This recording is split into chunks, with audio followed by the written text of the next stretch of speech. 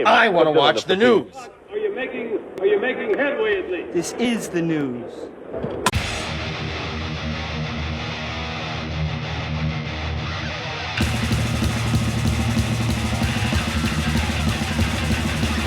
Schmack-a-magub, it is time for the only news that matters on Kiss Wednesday. And I'm here to talk about the weird things that Kiss did at their final concert. There's 5 weird things.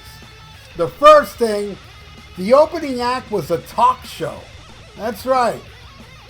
The night's first big wrinkle came after Amber Wiles' opening set, as Alison Hangeldorf appeared on Paul Stanley's star-shaped second stage in the middle of the audience and began hosting a talk show. In between previously taped on-screen interview clips with Stanley and Gene Simmons, she chatted with I Was Made for Loving You co-writer Desmond Child, as well as Kiss offspring Nick and Sophie Simmons and Evan Stanley. The taped interviews with the band members offered some nice insights of the magnitude of the moment, but the rest felt like monumentum breaking celebrity chatter. And mixing in some music, maybe historical clips or old videos, would have helped keep the audience more engaged and ready for the actual concert, because a lot of people were complaining of, like, when they were having this talk show, nobody in the arena can hear it. It just wasn't audible. They couldn't make out what the hell they were saying on stage. So right off the bat, that was the first weird thing. And another thing is, in between songs, Paul Stanley of Kiss addressed the end of Kiss' touring career several times, offering repeated thanks to the band's fans and celebrating their New York City history. He said, "How can we not end it where it's all started? Although many disagree, it's understandable that Kiss kept the focus on their current and longest running lineup by not having any former bandmates join them on stage at any point of the end of the road tour. However, it would have been nice for them to at least mention, Ace Frehley, Peter Criss, Eric Carr, man, and Bruce Kulick by name, during some part of the show, but they didn't." All right, and then the next thing, the Demon stays silent.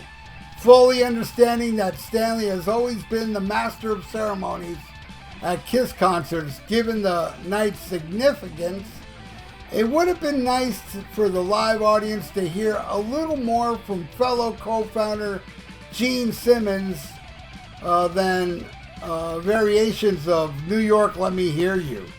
The pay-per-view audience at home got more than the live crowd did, as the Demon let his guard down, in a legitimate, touching interview immediately after leaving the stage.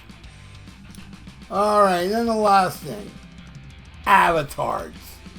What the hell was that? When it came time for Kiss to take the final bow, it seemed like fans would get the moment of closure they've been waiting for since the tour began over 4 years ago.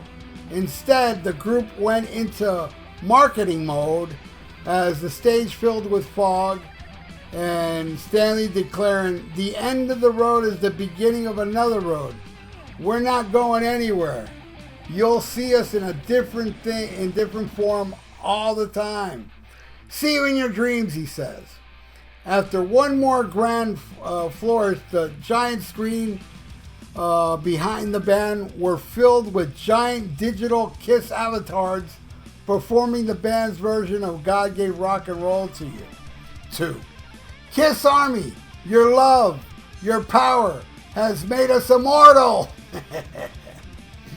The new era of Kiss starts now. Yeah. Oh wait, that's not the last thing. The golden ticket. Yeah, I forgot about that. On the way out of Madison Square Garden, some fans received a special surprise. A hefty gold-plated ticket commemorating their attendance at the final Flesh and Blood Kiss show. The sum in the sentence had proved to be a bone of contention for the unlucky fans that did not receive this gift. This has since floored Kiss-centric social media sites to complain about what they deemed a disorganized and unfair handout process. Greedy fellow concertgoers who took multiple copies, and of course the band who are now selling the golden tickets on eBay for hundreds, if not thousands of dollars. Although the band's representative reported later clarified that the gifts were meant to be handed out randomly and not to every single concertgoer, some fans have stated an online petition demanding a gold ticket for all.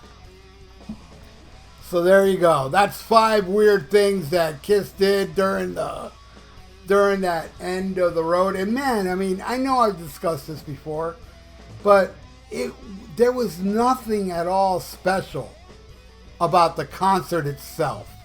I mean, they went up there, they did the tired set list. Paul sang to enhanced tapes. Gene looked like a goofball, meatball wrapped in aluminum foil. Tommy Thayer up there doing his guitar solo, mimicking Ace Frehley's Kiss Alive, guitar solo. And then you had Eric Singer up there dumbing down his playing because he's an excellent drummer, but he had to dumb it down, so Gene and Paul can catch up. It was like every other show on the End of the Road tour. There was nothing special about it. And this is the most crazy thing about it. The show wasn't sold out. With all the hype, the New York, there was New York pizza and, the tokens and what have you. Kiss took over New York and Madison Square Garden, Empire State Building had Kiss images, which I understood later it didn't have Kiss images. That was some kind of stuff they worked on TV. But if you were actually looking at the Empire State Building at the time, you wouldn't have seen anything. That's what I heard. Maybe I'm wrong, but it doesn't matter. All this hype, and Kiss went out there and just did the regular show with no mention of past members. I mean, my God, for Eric Carr not to be mentioned is ridiculous. It's just beyond ridiculous. And, but not mentioning Ace or Peter or Bruce Kulick, Mark St. John, Vinnie Vincent. Well, Vinnie Vincent I can understand if they wouldn't mention because of all the lawsuits and stuff. But still, it's crazy how it was just nothing. And even and then a lot of people were saying, the avatars, when they showed up at the end, most of the people didn't even know what the hell was going on. And then some did. And what I understand is that after the show, people that did see the avatars were saying, can you believe this crap? They're coming back as cartoons? I'm not paying to see that shit. Well, there you go. And, we got a few years to wait for the avatars to do their thing, and I wonder how much those tickets are going to be. I'm telling you, man, they'd have to pay me a lot of money to watch that crap. But, hey, man, I just thought it was a huge insult to the legacy of Kiss. I mean, even though, it's been an insult ever since they hired 2 guys that dress up like Ace and Peter. I know some of you don't care. I did, man. I still do. And yes, it's kind of ridiculous. A grown man like myself is getting upset over people in clown makeup. But that's just the way it is. Ace really is my favorite member of Kiss. And Peter Criss is my favorite drummer in Kiss. And just to get 2 guys up there dressed like them, it's insulting, man.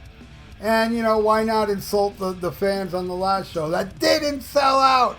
It did not sell out. How crazy is that? You figure it's the last Kiss show ever. It would have been sold out way before the concert. No, they were still selling tickets the day of.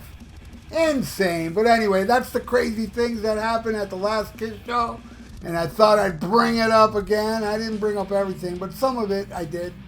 And I want to thank you all for watching The Only News That Matters. You all rule. I really do mean that. You all mean a lot to me.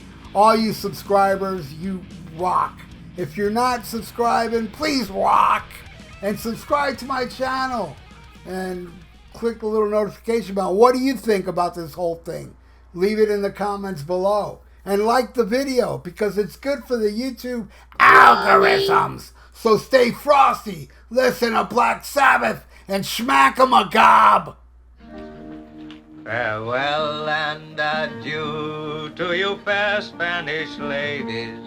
Farewell and adieu, you ladies of Spain.